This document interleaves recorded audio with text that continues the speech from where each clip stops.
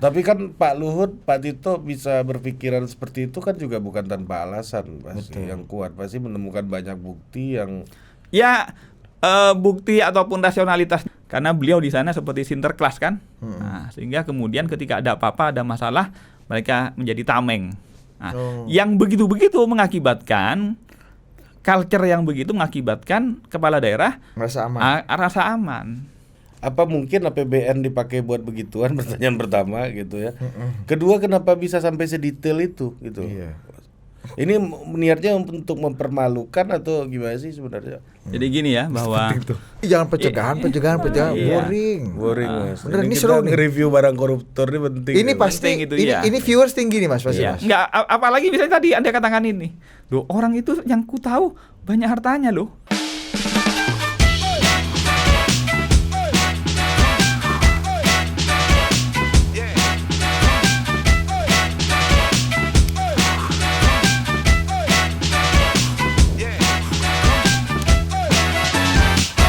Oke, welcome to Total Politik, dan kita sudah bersama seorang yang menjaga integritas bangsa. Enggak, begitu gue masuk ke Total Politik tadi Ri.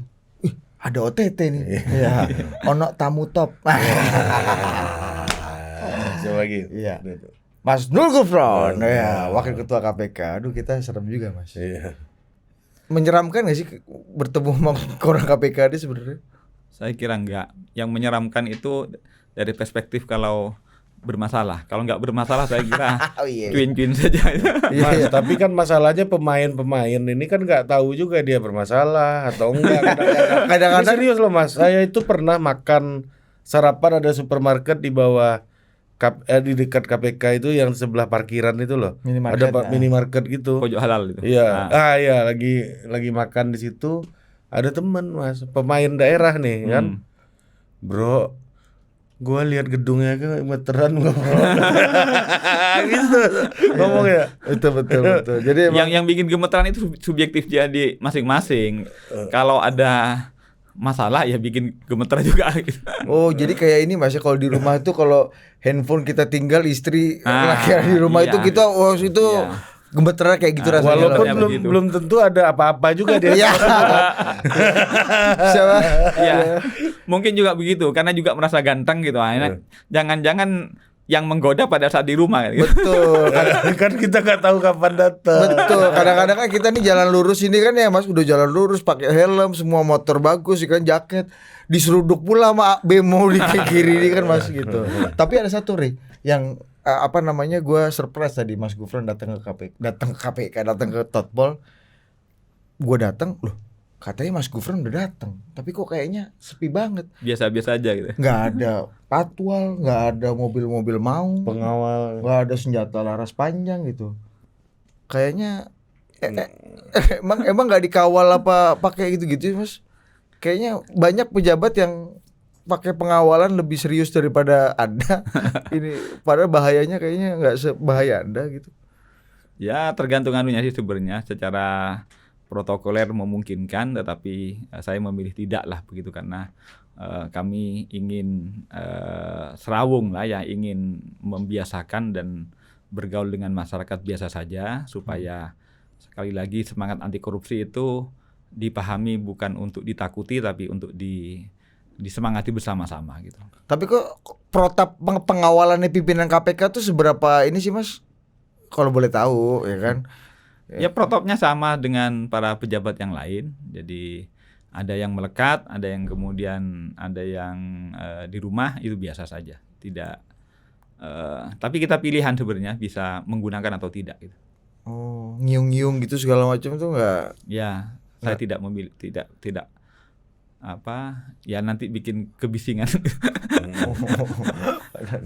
Mas, ini yang terbaru nih Mas.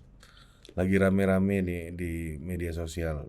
Pertama soal katanya gaji karyawan gitu, pekerja itu kena potong untuk tabungan perumahan itu Tapera itu gitu. 3% ya? 3%. Dan ada angle-nya dibikinnya kalau ini di mata pemerintah ini untuk perumahan rakyat gitu ya. Tapi di mata rakyat itu kayak Asabri, terus Jiwasraya yang bermasalah dulu gitu. Nah ini gimana sih? Jam Sostek dulu ya. Sostek. Mas Irfan melihat Jadi sebenarnya kan kalau dari sisi kebijakan kan harapannya kita memahami bahwa banyak pekerja yang masih belum memiliki perumahan ya, atau perumahannya belum layak. Di titik kebijakan ataupun spirit hukum seperti itu memang sangat rasional, tetapi memang kemudian kalau Anda perbandingkan dengan adanya beberapa penyalahgunaan, baik asuransinya, baik kesejahteraan sosialnya, itu kemudian bermasalah. Sehingga antara kebijakan dan kemudian implementasi itu yang masih ada gap gitu. Tapi sekali lagi sebenarnya harapannya memang agar pekerja ini ya terbantukan dengan adanya tabungan perumahan rakyat ini. Maunya seperti itu. Tapi Anda bandingkan tadi ada Jiwasraya, ada Asabri yang kemudian pengelolaan investasinya itu kemudian yang bermasalah. Gitu. Nah, apa yang membuat itu mungkin terjadi gitu ya, yang pengelolaan investasi bermasalah? Ya kan ini kan akan membuat badan atau institusi yang semacam itu lagi gitu. Dan buat para pengelolanya atau eksekutifnya, kadang-kadang kan keputusan investasi itu kan keputusan korporasi kan Mas ya. Executive decision kan. Loh, kalau nanti misalnya aku terbukti kurang tepat membuat keputusan korporasi dan yang berakibat rugi gitu ya pada korporasi. BUMN kan korporasi juga kan, itu bisa kena KPK pula gua gitu. Jadi orang malah takut gitu. Itu ya sebagaimana Anda sebutkan ya, asuransi, lantas Asabri, termasuk juga yang sedang kami tangani Taspen, itu kan semuanya adalah mengelola dana-dana kesejahteraan. Ada yang untuk rumah, ada yang untuk pendidikan, ada untuk yang hari tua dan lain-lain. Yang bermasalah adalah di titik pengelolaan dananya oleh badan-badan tersebut yang perlu kemudian ya lebih akuntabel, belum butuh pengawasan. Ini yang kadang banyak banyak tak akuntabel sehingga menimbulkan fraud ya di beberapa titik, utamanya di mengelola dananya kepada investasi. Itu yang terjadi. Ini berarti ada campur tangan kekuasaan juga sehingga bisa nggak akuntabel dong Mas. Orang-orang berkuasa lah gitu. Ya tentu minimal penguasa untuk menentukan investasi itu ya, bahwa kemudian dia dipengaruhi oleh pihak-pihak di luar lain. Nah, itu yang kedua. Tapi yang pertama mestinya pada saat memilih direksi yang akan menentukan investasi kemana. Karena kalau kemudian ditampung tapi tidak dikelola juga percuma. Ngapain ada badannya? Kalau cuma begitu ya tampung saja di rekening. Makanya harus ada aksi korporat. Ada aksi korporat yang memang harus kemudian sangat visioner, hati-hati untuk memastikan agar dana tersebut sesuai dengan tujuan itu dikelola. Itu baseline ininya batas-batasannya gimana Mas? Karena ini juga agak nyambung dengan dulu kasus Bank Senturi gitu kan. Itu kan dianggap sebuah aksi korporasi yang kemudian macam-macam. Kalau gua aksi korporasi kok jadi salah dong. Jadi akhirnya kita nggak bisa ngapa-ngapain lagi dong. Nah, ini ke depan nih rambu-rambunya tuh supaya ini juga buat para direksi yang pengelola ini juga kan sakno juga Mas, kasihan kan. Sebenarnya di undang-undang perseroan terbatas kita ya, memang perseroan terbatas atau korporasi itu dipimpin oleh seorang direksi namanya direksi ya. Dia harus kemudian juga harus memiliki keberanian untuk melakukan spekulasi bisnis. Betul. Tetapi harus dilandasi itikat baik untuk semuanya.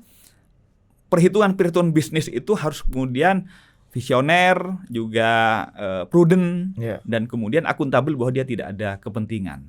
Di titik itu, kalau direksi ini melakukannya dengan itikat baik, kemudian telah ada rambu-rambu yang memastikan aksi ataupun tindakan-tindakan judgement bisnisnya itu dilakukan secara ada pemenuhan syarat dan ketentuan, dan yang ketiga dirinya tidak memiliki interest ataupun kepentingan dalam aksi bisnis tersebut, dia tetap dikoridori ataupun dilindungi secara hukum.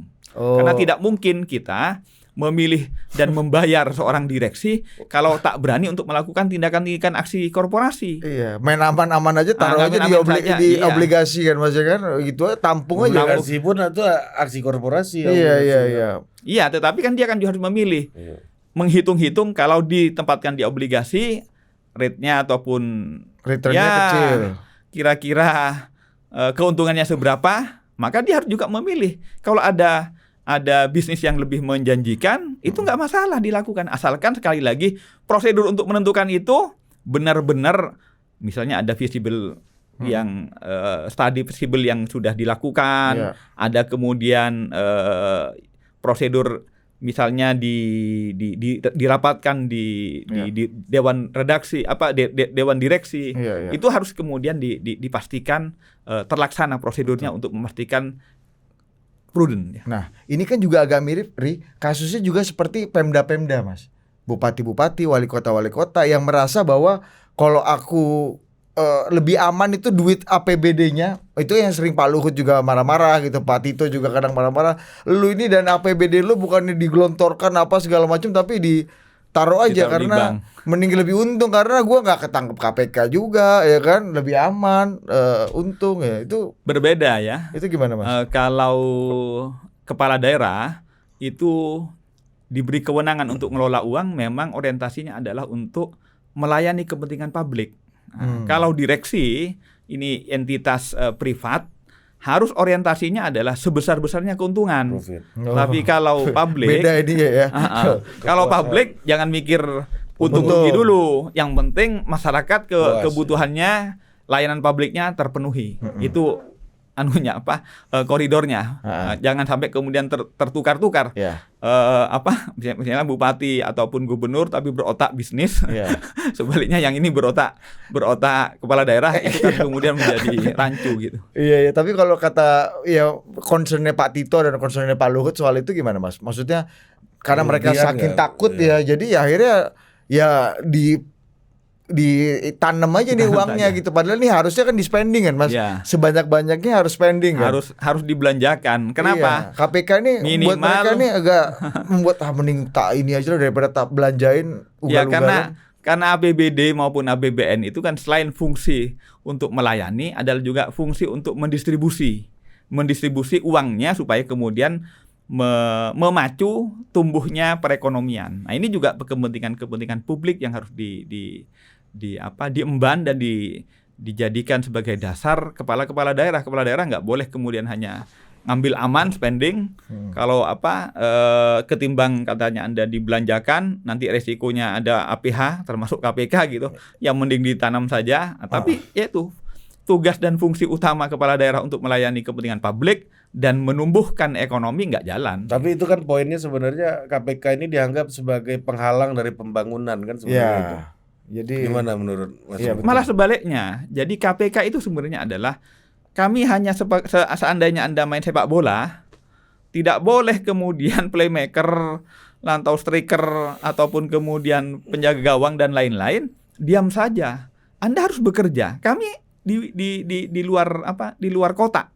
Kalau ada bola yang kemudian atas nama ditendang dalam rangka permainan sepak bola tapi ternyata bermainnya di luar gelanggang, baru kami bekerja pada saat itu. Tapi sebaliknya, kalau Anda kemudian untuk mengamankan diri tak mau menendang bola, maka tak berjalan roda ekonomi maupun roda pembangunan. Jadi kami malah memastikan agar bola-bola itu berjalan mencapai goalnya supaya tidak kemudian keluar gelanggang. Nah, itu. Jadi KPK itu nggak perlu ditakuti asalkan Anda bermain dalam koridor lapangan sepak bola dan juga dengan aturan-aturan yang ada. Hakim garis KPK ini ya. Hakim garis sama wasit VAR ini maksudnya.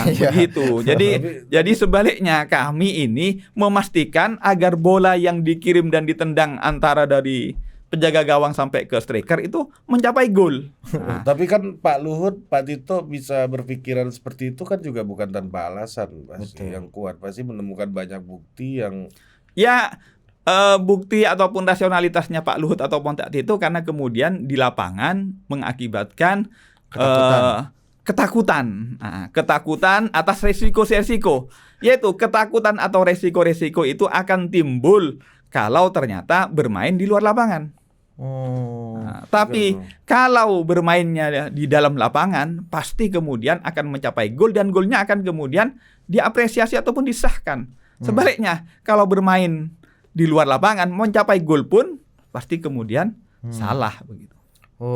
KPK menyediakan asistensi nggak sih Mas? Misalnya aku mau ugal-ugalan nih belanja nih, cuma tolonglah aku ajari lah gimana cara belanja yang bagus. Jadi KPK gitu. sebenarnya bukan hanya, ya kan ini teman-teman media selalu mensorotnya pada OTT-nya ya. Padahal kami bekerja bukan hanya di akhir ataupun di proses penangkapan. Sebelum ditangkap kami menyediakan sarana-sarana pencegahan. Pencegahan itu dengan dua strategi.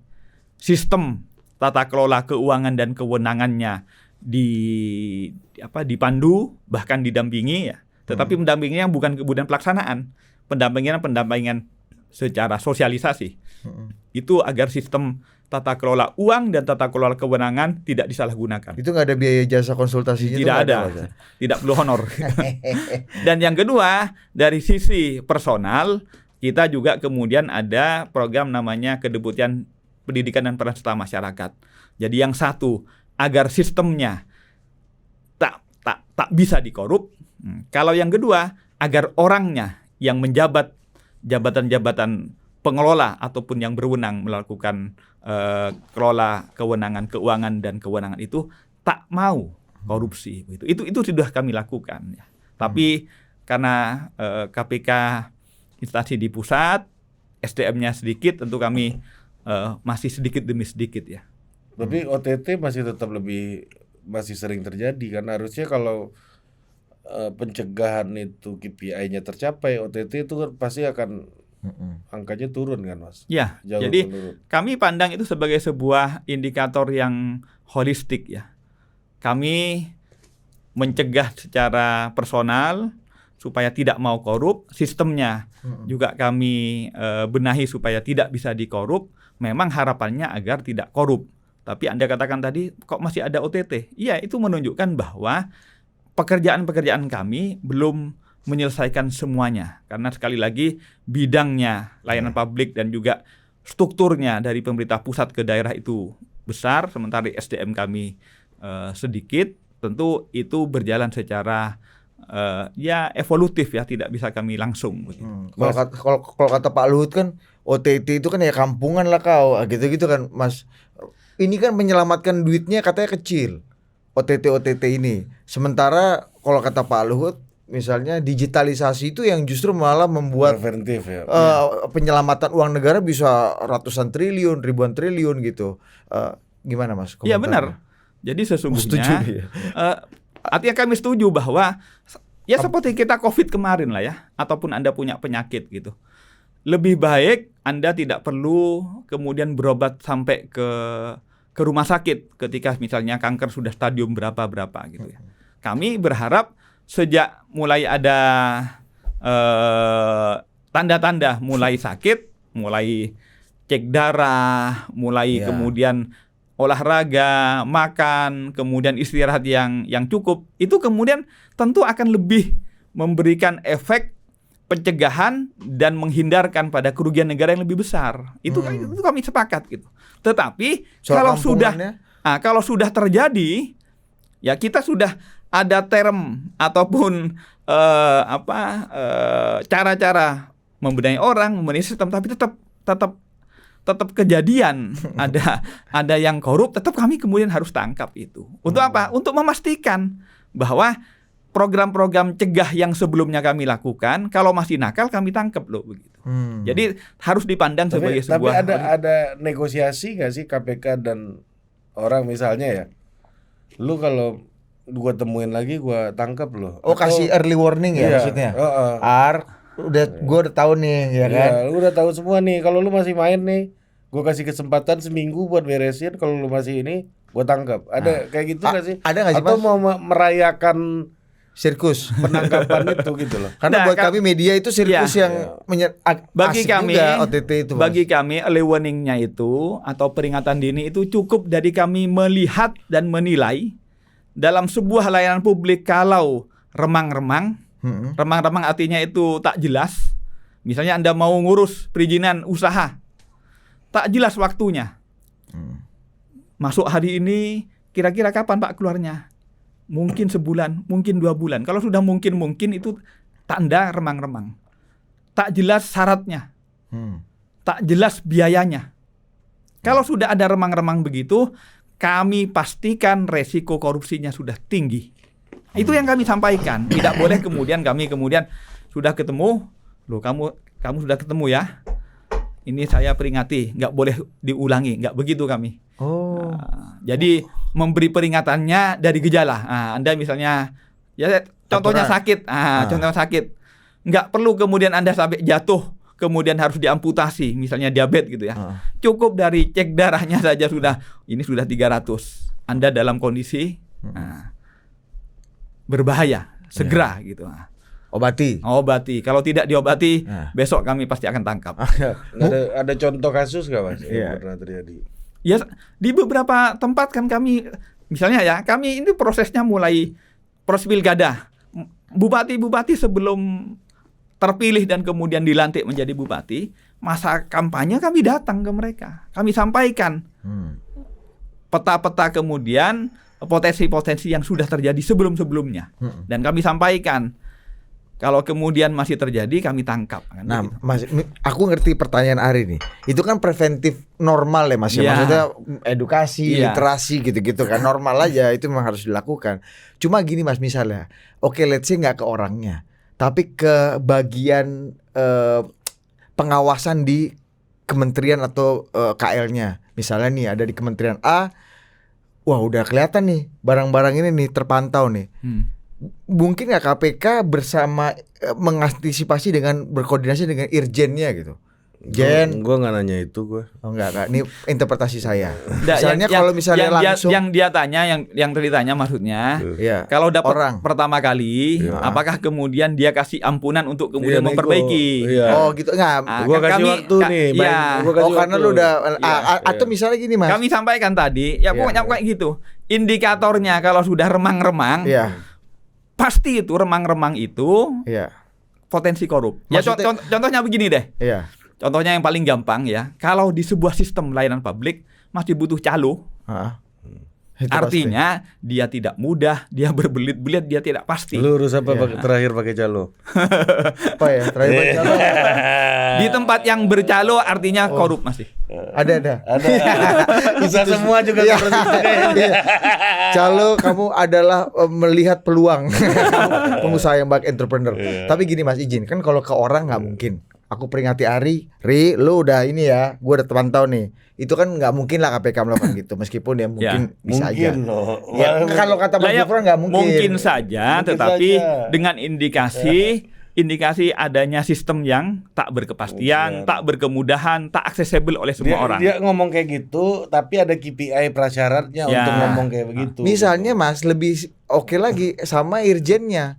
Misalnya udah ketahuan nih ada bandit-bandit nih, udah lakukan gitu. Bro, ini gue mau tangkap nih barang. Ini lu kasih tahu dulu deh. Tapi maksudnya by institusi gitu loh Mas. Jadi pengawas internalnya. Pengawasan kami indikatornya ada 2 sebenarnya. Jadi kami ini melakukan ada IPAK dan ada SPI. IPAK itu indikator perilaku anti korupsi yang mengakses integritas. Yang SPI mengakses layanan publiknya. Jadi orangnya tadi IPAK ke semua kementerian ya. Dari angka-angka itu, kami misalnya datang ke sebuah kementerian ataupun pemerintahan daerah yang kemudian kalau SPI-nya, SPI ini yang kami ukur ya, internalnya sendiri, misalnya sebuah kementerian, pegawainya sendiri memberikan gambaran internal, kemudian eksternal dan expert. Eksternal itu maksudnya yang dilayani.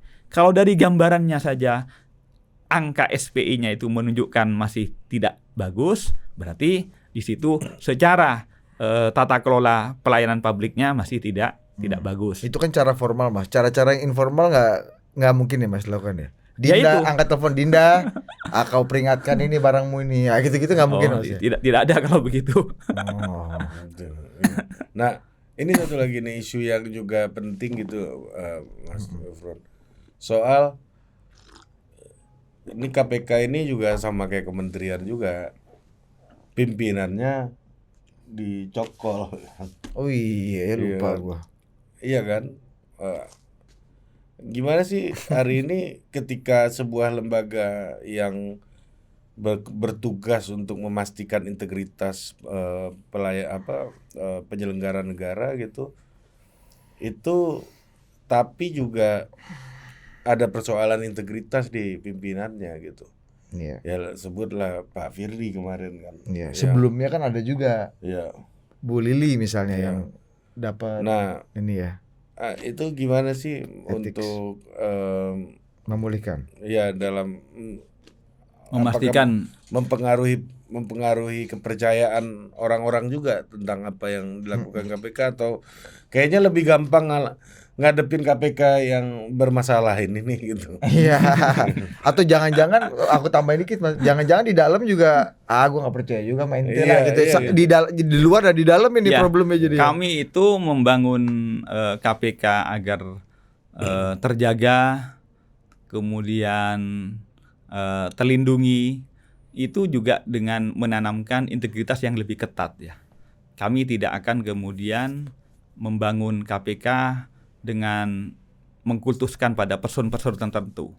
Karena person-person itu namanya person ya, manusia. Tetap kemudian ya ada titik naik turunnya integritasnya itu. Oleh karena itu bagi kami, dan kami berharap itu menjadi bangunan sistem, bahwa manusia-manusia KPK pun adalah manusia biasa yang ketika bermasalah ya silahkan proses untuk kemudian diamputasi dan dikeluarkan dari lembaga KPK. Itu yang akan kita bangun. Jadi kami ingin membangun secara sistemik, bukan kemudian nganggap bahwa kalau masuk ke KPK ataupun orang-orang KPK selalu terjamin. Tidak juga. Kami juga manusia biasa yang kemudian ketika bermasalah saja. Jadi kami itu bangun dengan rekrutmennya sangat ketat, kemudian menjaganya dengan kode etik sangat ketat, dan kemudian kalaupun masih ketemu yang tak berintegritas, maka prosesnya akan kemudian secara ketat juga untuk kemudian mengamputasi dari lembaga KPK.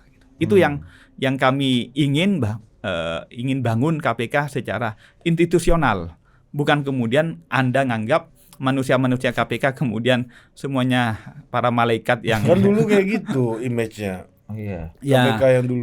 Itu kan bagian dari sejarah ya. Kami ke depan tentu bahwa integritas KPK itu terbangun dari person-personnya. Iya. Nah, tapi person-person itu tetap harus dipandang bahwa person-person KPK adalah bagian dari manusia. Nggak ada niat untuk jadi malaikat lagi nih KPK. Iya.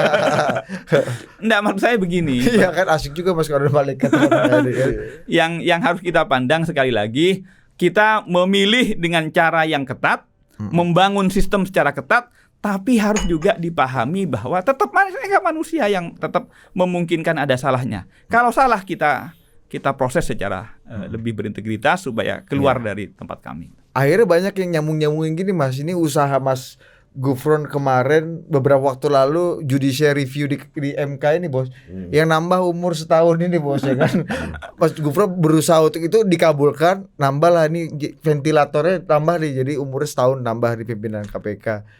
Kemudian di saat yang bersama juga apa yang menimpa Pak Firly juga at the same time juga terjadi gitu kan Mas. Jadi kayaknya nggak ada gunanya nih penambahan masa jabatannya yang diperjuangkan Mas Gufron dengan apa yang justru malah terjadi gitu Mas. Jadi sesungguhnya lebih besar dari itu ya. Secara personal JR yang saya lakukan itu saya ya, tidak mewakili 5 pimpinan Nurul yang Gufron lain. ya? Nurul Gufron, bukan pimpinan KPK. Itu dipandang sebagai kepentingan pribadi Pak Gufron karena Pak Gufron merasa ada kerugian konstitusional ya. Itu perspektif secara mikro. Tapi lebih makronya sesungguhnya bahwa KPK berdasarkan Undang-Undang KPK di pasal 3, lembaga yang independen dalam penegakan hukum dalam rumpun pemerintahan itu akan terjamin independensinya kalau memiliki masa kepemimpinan harus sama dengan yang lain. Kenapa? Kenapa begitu harus sama? Karena kalau kemudian misalnya 4 tahunan, maka dalam masa satu periode pemerintahan satu presiden X misalnya ya, maka dia akan memilih 2 kali kepemimpinan KPK. Oh, jadi satu. Itu mengakibatkan Meskipun presidennya satu periode ya. satu cuma periode 5 kan 5 tahun. Ya. Dia misalnya ya, mohon maaf, saya tidak akan menyebut presiden ataupun periode tertentu. Anggap dia tahun 2000 saja. Dia akan memiliki masa sampai 2005. Nah, kalau pimpinan KPK-nya dipilih pada tahun 2000 dia memilih presiden yang X ini bikin pansel, dia memilih ini, kemudian di periode yang kelanjutannya KPK selanjutnya karena masih 4 tahun Masih di 2004 dia masih milih lagi. 2 kali kawan ini Bisa akhirnya apa? Maka kemudian independensinya akan relatif ya agak ter apa? Ya semi ya. terpengaruh lah. Tersandra. Nah, itu yang lebih makro. Di jenjang yang sama, saya menginventarisir ada 12 lembaga negara lainnya yang bersifat komisioner, yang ad hoc itu. 12 itu semuanya 5 tahunan, hanya KPK yang 4 tahun. Nah, ini kepentingannya adalah kepentingan untuk itu, mensejajarkan dan kemudian menjamin agar kan ini KPK kan panselnya oleh pemerintah, presiden, kemudian penentuannya di DPR. Kalau 4 tahunan, presiden dan DPR yang sama bisa memilih 2 kali. Dua-duanya objek pengawasan KPK ini Mas. Ya, itu yang paling sebenarnya. Tapi dulu asbabun nuzulnya 4 tahun tuh apa sih Mas? Aku juga belum nggak tahu tuh. Ya, saya kurang tahu juga kan itu 2000 di Undang-Undang 30 2002. 30 2002. Nah, ini pertanyaan soal isu terkini lagi nih Mas. Soal kasus Pak Mentan ini, Pak Syahrul Yassin Limpo gitu. SYL. Iya, isok lorong. Yang banyak di publik hari ini dan jadi perbincangan hari ini, kasus korupsi ya banyak, tapi agak detail ini kan. Bayar apa namanya? Biduan, acara anak sunat, apa macam-macam lah. Umroh keluarga. Iya, macam-macam. Nah, apa mungkin APBN dipakai buat begituan? Pertanyaan pertama gitu ya. Kedua, kenapa bisa sampai sedetail itu gitu? Iya. Ini niatnya untuk mempermalukan atau gimana sih sebenarnya? Jadi gini ya, bahwa jadi yang dikorup itu ada yang dari APBN, ada yang tidak dari APBN karena mengambil dari bawahan. Yang dari bawahan itu kan mungkin bawahan itu ngentit dari APBN, mungkin tidak juga. Nah, jadi sumbernya dari 2 ya. Kemudian Anda bertanya tentang kok kemudian lebih detail, Pak. Karena kami di pembuktian itu ini kan tidak diakui soalnya. Untuk kemudian membuktikan bahwa kebenarannya duit dengan total X misalnya, X miliar gitu ya. Kami kan kemudian harus membuktikan X miliar ini terbelanjakan kemana. Kami panggil penggunaannya ini, karena tidak semuanya digunakan oleh saudara SYL sendiri, digunakan oleh keluarganya, dan kemudian keluarganya itu kemudian kan berbelanja X, itu kan kemudian apakah benar dikeluarkan belanjanya dari dompetnya si keluarganya sebut, itu kan kami kemudian cross check kepada rekanan ataupun penyedia jasanya, dia dapat dari mana, dibayarkan siapa gitu. Nah, itu yang kemudian kami buktikan bahwa sebesar ya beberapa puluh miliar itu terinci pada pembelanjaan ini itu. Itu masalahnya. Artinya karena kami yang perlu membuktikan. Seandainya diakui ya nggak perlu gitu. Karena kan tidak diakui ini. Oh, kalau diakui nggak akan ada pembelejetan ini, Mas? Lah iya, tidak perlu. Sampai kan kami jaksa itu sebenarnya kami juga batasi dengan waktu dalam sidang itu.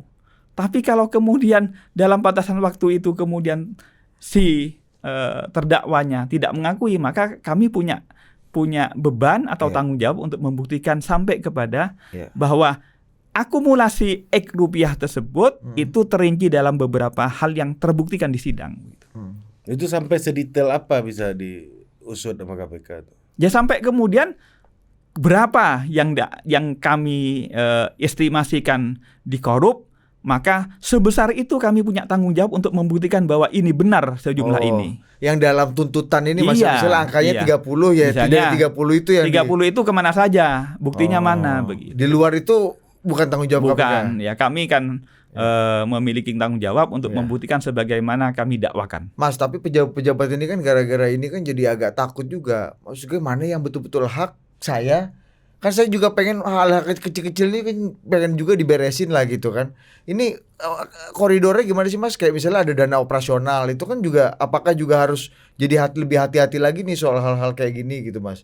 Yang bersifat sangat pribadi gitu ya. Ya, sebenarnya kan hak pejabat itu selain gaji, honor, mungkin ada tunjangan-tunjangan khusus. Ya itu yang menjadi haknya dan boleh dikelola untuk kepentingan dirinya ataupun keluarganya, nggak apa-apa dari dana yang menjadi haknya. Tapi kalau kemudian itu bukan haknya tapi kemudian ditanggungkan kepada kantor, pada saat itu sebenarnya sudah penyalahgunaan atau korupsi lah. Dan semua pasti bisa ditanya, ada koridor-koridornya itu oke lah, ada lah ya. Iya, dan sesungguhnya saya kira semua pejabat artinya kan mereka niti karir dari bawah ya sudah tahu bahwa kamu bekerja ini dengan tanggung jawab ini itu dengan hak seperti ini. Nah, hak ini yang kemudian boleh digunakan. Mas, ini kan kalau kita lihat contoh kasus ya, kalau di KPK itu kan salah satu background orang yang ditangkap tersangka itu adalah swasta yang salah satu yang paling besar itu swasta. Kalau swasta ketangkap ya kita jadi paham juga karena orientasinya profit. Kedua mereka mungkin rule of the game nggak terlalu menguasai gitu. Pengen cepat juga. Pengen cepat itu mau nggak mau. Gitu. Tapi di sisi yang lain nih kayak SEL gitu misalnya. Ini kan beliau ini dari lurah, camat, wakil bupati, wakil gubernur, sekarang menteri nih. Dari akar rumput udah brojol, udah pakai safari nih beliau ini. Ini kenapa? Ini apakah orang banyak berpikir dia dalam tanda kutip beliau ini kalap sekarang gitu karena kekuasaannya besar, atau biasanya pola-pola kayak begini ini memang udah lazim aja dari dulu sebenarnya Mas. Harusnya kan karena udah terbiasa menggunakan APBD ini kan Mas. Harusnya ada. Dia kan tahu rambu-rambu udah makin tahu gitu harusnya. Rambu-rambunya mungkin sama ya di Indonesia ini dari pusat sampai ke daerah. Tetapi culture birokrasi maupun masyarakat yang menjadi milieu masing-masing itu berbeda. Termasuk penegak hukum ya? Mungkin itu juga, enggak, tapi saya fokus ke ini dulu. Ujungnya emang ke situ. Iya kan isinya emang ngerti itu. Jadi kembali ke pertanyaannya, berkarir sudah dari bawah tentu regulasi dan juga pertanggungjawaban itu mestinya sudah paham. Pemahaman itu juga kemudian dipengaruhi oleh ya culture birokrasi dan juga culture masyarakatnya. Kalau masyarakatnya itu patriot ya, artinya sangat memuja dan kemudian melindungi sang kepala daerah, maka struktur itu kadang tidak berfungsi juga, sehingga kemudian batasan-batasan norma itu kemudian kadang diterabas-terabas karena merasa aman. Termasuk juga sebenarnya yang perlu dipahami adalah banyak pemerintahan daerah itu ataupun pemerintahan pusat itu kalau merasa menjadi bagian dari the ruling party, penyokong pemerintah, merasa aman. Nah, yang kemudian juga seakan-akan yang begitu-begitu itu agak longgar untuk mempertanggungjawabkan gitu. Ini kasus lagi tuh kayak ini kali ya Mas. Waktu KPK datang ke Papua waktu menjemput Lukas NMB disambut pasukan berpanah ini kan gitu kan. Sampai Pak Firly sendiri yang ini Mas ya. Ya bahkan kami perlu nego dulu itu untuk hadir, untuk kemudian mau didatangi, mau diperiksa, itu kan kita nego dulu karena itu masyarakatnya sudah kadung melindungi dan memuja kepala daerahnya karena beliau di sana seperti sinterklas kan. Nah, sehingga kemudian ketika ada apa-apa, ada masalah, mereka menjadi tameng. Nah, yang begitu-begitu mengakibatkan culture yang begitu mengakibatkan kepala daerah Merasa aman. rasa aman. Oh, itu terbawa ke kementerian dengan mentalitas yang Mentalitas sama. seperti itu. Oh, karena yang dilindungi Merasa, melindungi iya. banyak. Oh, gitu. Ada kasus-kasus serupa nggak Mas? Ternyata Seperti ini udah Pak bukan Lukas? Pantai Losari lagi nih kan. Aduh, gue lupa nih Marina Ancol ini. Beda di pantainya kan. Ada hal serupa nggak Mas yang agak-agak unik-unik itu menghadapi? Ya hampir sama ya, karena culture-nya walaupun misalnya kalau di Papua kesukuan, ya di tempat-tempat lain keagamaan. Nah, artinya Keagamaan tuh gimana tuh? Gimana tuh? Ya merasa memiliki trah yang tinggi dalam perspektif keagamaan, merasa kemudian akan dilindungi dan tidak akan tersentuh. Nah, pola-pola seperti itu mengakibatkan juga agak ceroboh dalam menggunakan anggaran. Iya, Itu kalau mau tangkap-tangkap gitu berhadapan sama quote unquote Pam Swakarsa Ya, setempat itu macam-macam juga lah. sering tuh Mas ya? Macam-macam begitu. Ini bos, Apa tuh? omongan kita biasa. Apa tuh? Ini kalau kita punya konsep nih soal ini Mas dan Budi, Mas. Iya. Kita menyebutnya manusia ekstraktif ini. Coba lo kasih ilustrasi Mas Gufron, kasih ilustrasi ini aja, besar aja. Iya, misalnya kan Kalau antara orang baik Mas, Iya. pejabat yang misalnya orang baik, teknokrat gitu ya, teknokrat, lurus gitu. Cuma kan semua pasti ada kesandung-kesandungnya. Ya. Sama semua satu, ada kutil lah. semua ada kutil. Kalau dicari ya ketemu. Satu pejabat juga, coba kita sebut dengan manusia ekstraktif. Pak. Ya, hidup dari Kalau dunia yang ekstraktif. lurus ini didatangi KPK, Anda ikut. Siap, langsung ikut dia kan. Iya, iya. Mungkin gua ada salah apa dia juga nggak tahu, dia kalau disuruh ikut aja. Iya, mencoba comply dengan Iya, hukum ini kan. iya, Nah, terus taat hukum gitu. Kalau manusia ekstraktif kalau manusia ekstraktif Pak, KPK baru masuk 2 batalion pendukung ini udah menanti di depan ini Mas. Ente yang mati atau aneh yang mati? Ya, gitu. tapi KPK-nya putar balik. Iya. Ada nggak cerita-cerita Fakta gitu? kan kayak gitu Ya faktanya. begitu, kita Itu kan juga kondisi lapangan begitu tuh. Iya, kita kan manusia yang bukan robot ya. Tentu untuk menangkap kita berhitung. Jadi kalau dipaksakan itu akan menimbulkan banyak kerugian atau korban, ya tentu kita memutar strategi untuk kemudian melakukan prosesnya. Jadi tidak berarti kemudian turn back pulang kampung, enggak ya, tapi kemudian kita menyusun strategi baru untuk menyentuhnya. Itu adalah bagian dari dinamika. Itu Dan semuanya begitu. Ya, bukan hanya sekarang ini seperti kasus di Borobudur.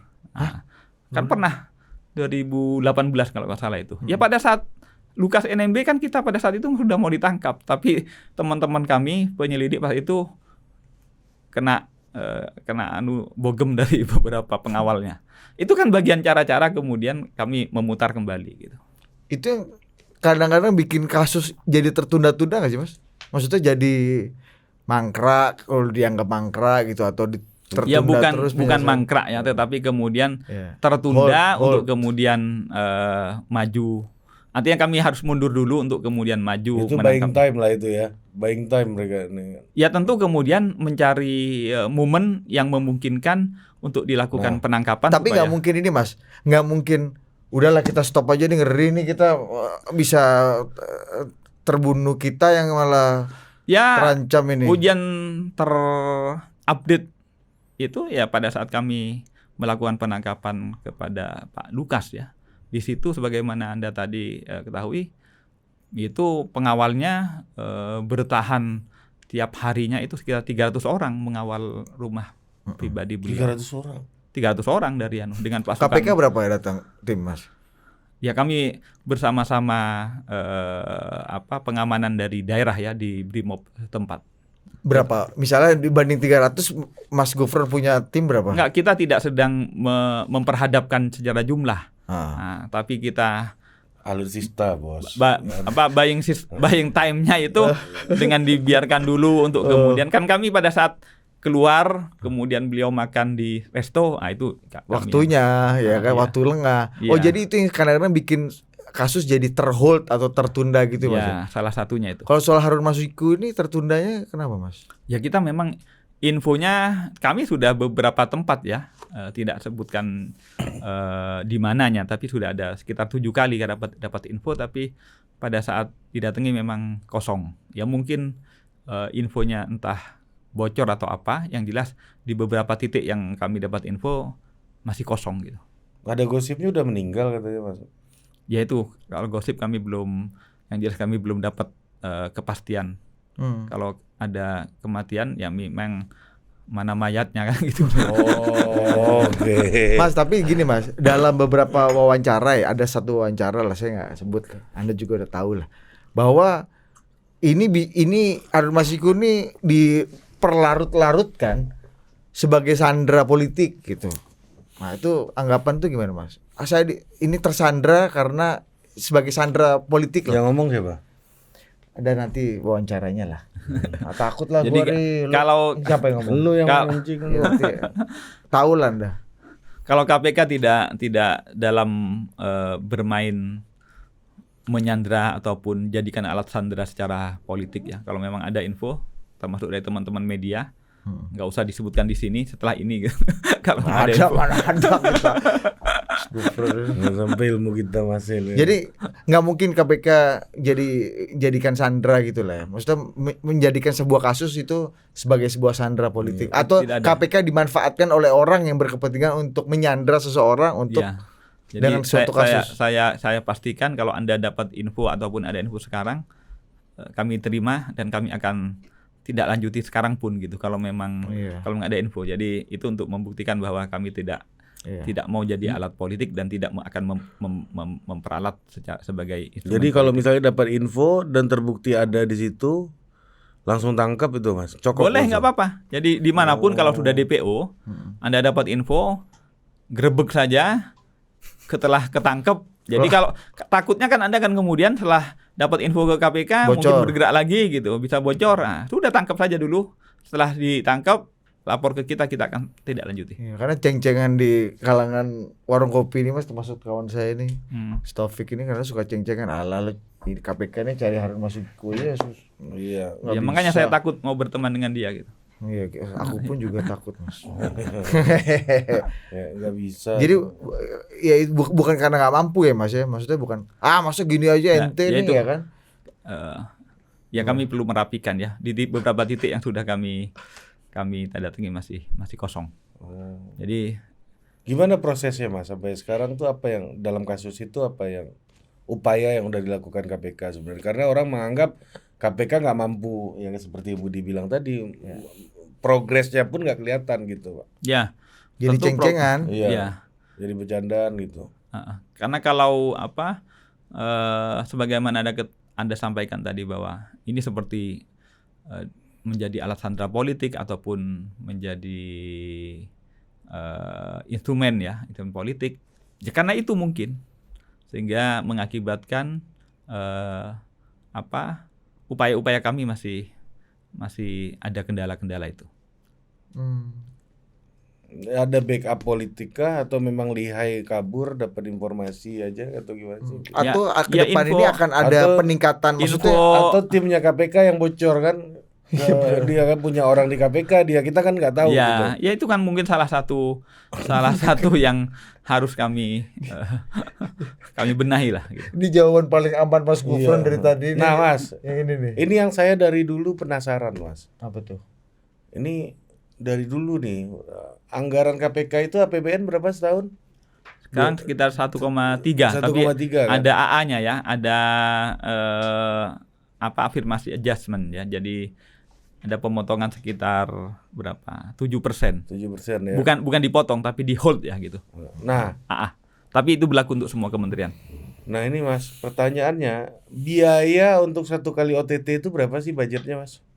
Tergantung letaknya di mana.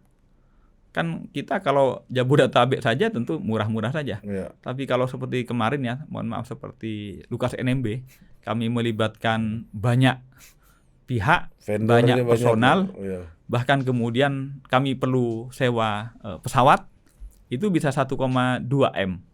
Satu kasus itu. Satu, ya karena spesial itu letaknya di Papua, perlu melibatkan banyak person karena mereka juga membentengi dengan 300 penduduk. Pengawal, ya. Iya. Mas, mungkin nggak dalam kasus-kasus gini yang punya kesulitan tinggi, KPK tuh merekrut misalnya pengamanan swasta lah gitu. Kalau di Amerika Mata tuh elang gitu. bodyguard bukan mata elang, iya semacam itu ya. Di kawan-kawan itu juga. Cuma maksudnya security bodyguard, security service yang swasta gitu. Ya, di Mungkin kita nggak, Mas? Di kita tidak memungkinkan. Jadi yang memungkinkan hanya pengawal tahanan yang yang relatif semuanya bisa dikerjasamakan dengan anggap di PTT kan ya. Divisi Densus di Banser gitu nggak bisa dilibatkan gitu ya. Budget paling besar berapa sih Mas biasanya dalam satu OTT itu?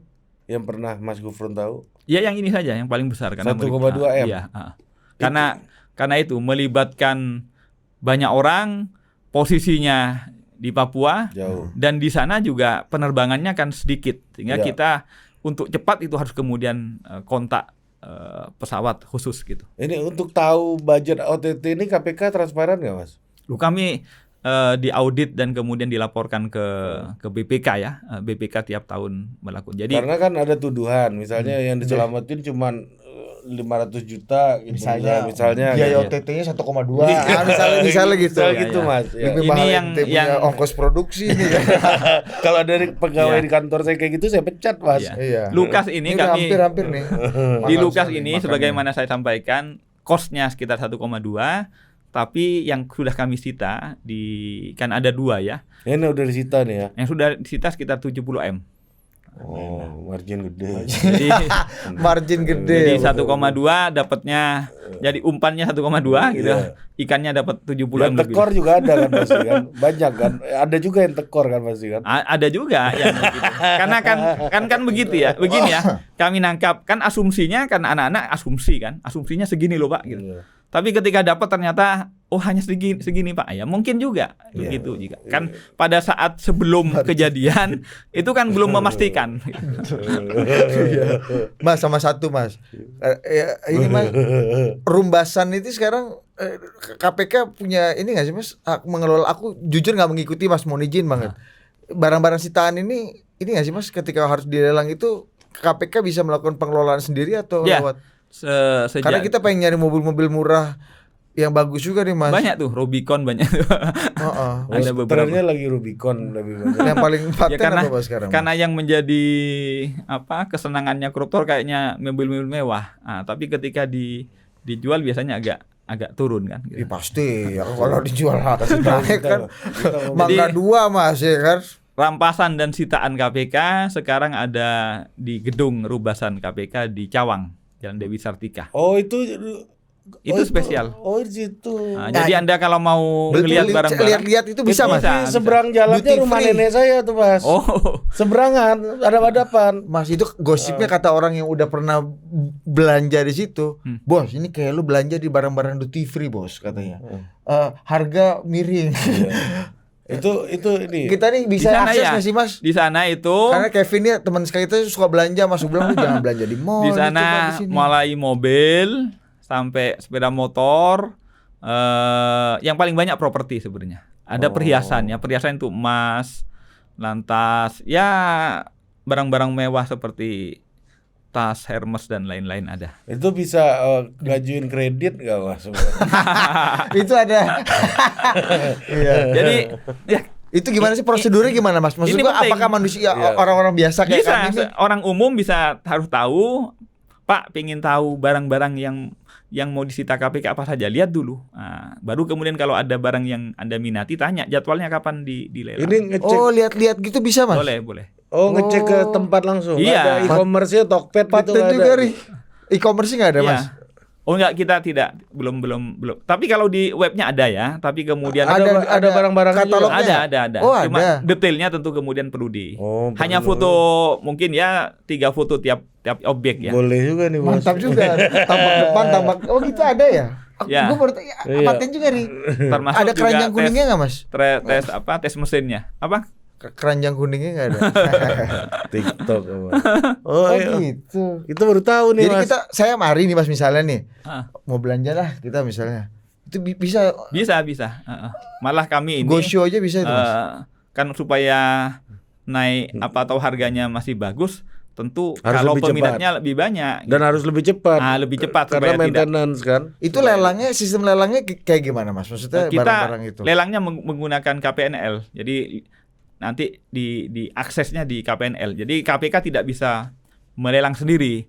Ajukan ke kantor Kementerian Keuangan yang mengadakan pelelangan yaitu KPNL. Nanti di situ ada barang-barang KPK. Jangan yang menang itu aja. Iya, orang nah yang- kerumitannya ada di sini di di KPNL ini KPNL. mungkin nih. Jadi nggak bisa asal datang berapa harga kita beli Nah, gitu saya nggak kira bisa. sekarang relatif agak terbuka. Artinya Iya. barangnya dengan limit harga tertentu itu di sistemnya tidak tertutup lagi. Banyak yang sudah terbuka sehingga Anda tahu barang ini sedang diminati oleh berapa orang dan orang-orang tersebut mengebid di harga berapa gitu. Oh. Paten juga. Barang paten-paten Mas ya. Oh, paten-paten. Kita kan artinya kan barang-barangnya ya Anda tahu lah Kawan-kawan ini kan iya, ya, selera agak tinggi ya Mas ya. agak tinggi karena ingin menunjukkan prestisnya juga kan, nggak mungkin barang Tanah Abang ini. Gue jujur penasaran Mas, gue dari dulu Mas. Pengen lah ya. Kapan bisa Ya, ditemen? kita bikin video lah gitu. Ya, boleh Mas ya, boleh Mas ya. Boleh ke sana untuk Mas umum boleh ya kita ya bikin video ini ya. Mau belanja Nanti kan? kerjasama dengan Humas, Iya, cocok. sedikit Humas tuh gini-gini nih Mas, perlu Mas. Nanti Ajak content kita coba creator cek gitu barang-barangnya, misalnya mobil. Kita ajak YouTuber mobil, Bos. Iya, Kan tes. reviewer mobil ini kan. ya. dong. Aduh, Iya kan? misalnya dibilang, aduh ini KPK, ini Iya, udah terlalu Fitra lama nggak Eri dipanasin gitu nih mesin misalnya. nih, jadi Iya. ya gitu-gitu Iya, misalnya. mungkin saja. Jadi Pak saling belajar ini Ridwan Mas. Hanif kan udah mau maju bupati dia sekarang. Emang iya? Iya, bupati. Serius dia, Bos. Tapi betul Mas, reviewer produk ini kan. Ya, Iya. bisa juga begitu. Jam-jam misalnya kolektor jam kan pasti Ada jam-jam juga Pak, ya kan. ada ya perhiasannya, gelang. Iya, Ini Rolex tuh. langka ini ya kan. Iya. Ada Daytona Pepsi ya, gitu-gitu ada kan. Mana ada itu Ada ya. Pepsi. Atau sebaliknya, ini kok yang diambil ini doang ini padahal mereka punya banyak yang lain. Anda kan Oh, bisa- jaringannya banyak kan. Info bisa tambah masuk lagi Iya. ya. Tapi Masku perlu tuh Mas kayak gitu-gitu Mas Perlu ya. juga. Jadi jangan pencegahan Iya. boring. Boring, Mas. Bener, ini kita seru nih. nge-review barang koruptor ini penting. Ini tuh. pasti Penting itu, ini, iya. ini viewers tinggi nih Mas pasti Iya. Mas. Enggak, apalagi misalnya tadi Anda katakan ini. Loh, orang itu yang ku tahu banyak hartanya loh. Iya. Ini kok yang Anda sita, yang Anda Berarti rampas kok jual ini doang? tanah gitu juga ada di situ. Oh Mas. iya, di situ. Daftarnya di sana. Atau misalnya satu, ini bekas ini. Pas dicek sama reviewer, wah bang ini ternyata KW3. Kawan ini iya, pakai bisa- KW bisa gitu kita misalnya. ngadu. Bisa juga gitu. tuh. Ya, abang ditipu nih KPK nih yang ori disimpan. Iya, Iya. KW3 dia, ya. Bisa gitu tuh. Iya, ya. bisa. Iya. Itu serius deh Mas. Kami kan tidak memiliki ya reviewer yang Betul. original itu. Iya. Lebih jago kawan ini kan Iya. nipu bisa kayak untuk urusan gini Mas Ya, ya. untuk yang spesial. Iya. Utamanya misalnya cincin lah, Jam tangan. jam tangan. Bos ini kulit sintetik, ini bukan kulit buaya. Iya. Kayak gitu kan mana tahu Mas Gufron kan? Iya. Di Jember nggak ada kuliah Nggak membedakan kulit buaya dan kulit sintetik ini kan. Oh, gitu. Jangan nggak ada. Bermimpi pun nggak punya, nggak berani mimpi. Itu hal lain. Kami pun juga nggak bermimpi. Oke, Mas. Tadinya saya tidak mungkin rasanya dalam hidup memiliki Rubicon. Berkat KPK. Gitu iklannya gitu. Dengan Iya. modal 2,6 juta Anda bisa Misalnya begini, dengan harga segitu Anda dapat, misalnya ya harganya anggap di atas 1 gitu. Iya. Di KPK Anda bisa dapat 3 gitu. Mas itu flash sale-nya e-commerce itu bisa bubar sama diskon KPK, bazar KPK nih kan.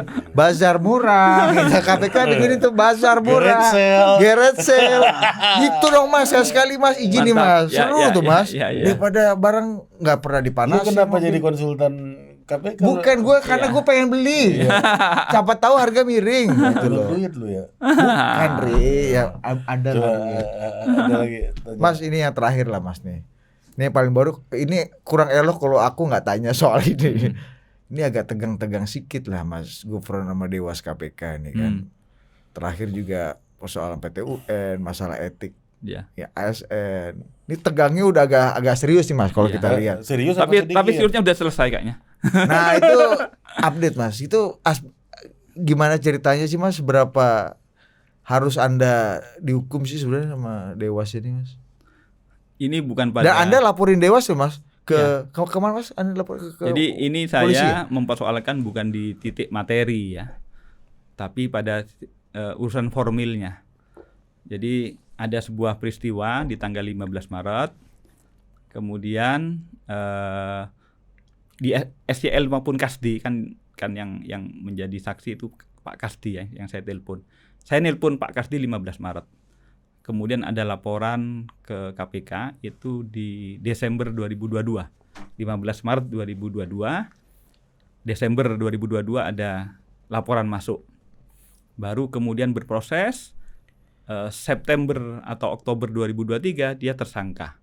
Setelah itu kemudian Desember 2023 ada laporan masuk, dugaan saya menelpon itu yang substansinya sebenarnya saya menyampaikan keluhan dari seorang ASN yang mau mutasi sejak 2020 ditolak, 2021 ditolak, setelah 2022 dia mengatakan ya sudah kalau memang tidak boleh bareng, tidak bisa mutasi berkumpul dengan keluarga, saya sudah tak mampu lagi hidup di Jakarta sendirian karena merawat anaknya, dia memutuskan untuk mundur.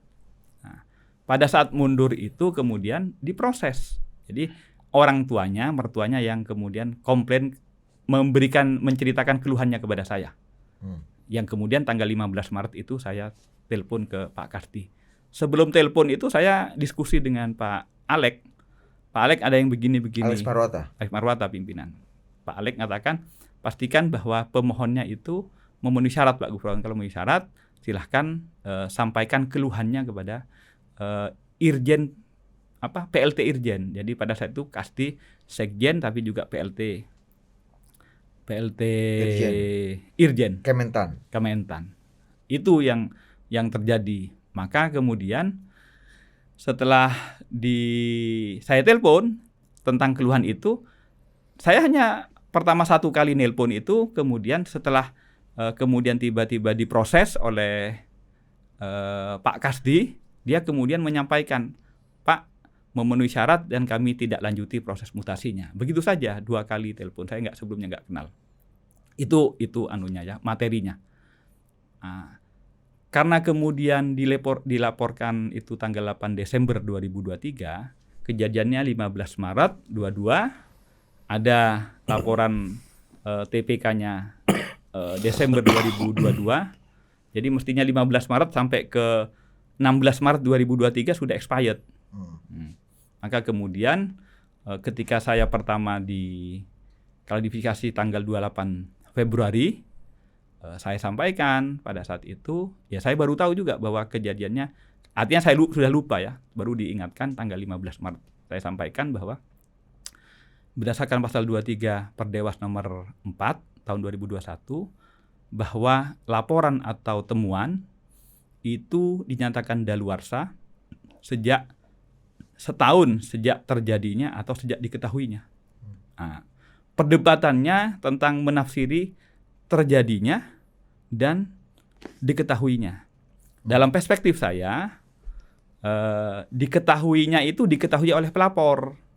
Nah, sementara Dewas menafsiri diketahuinya oleh Dewas.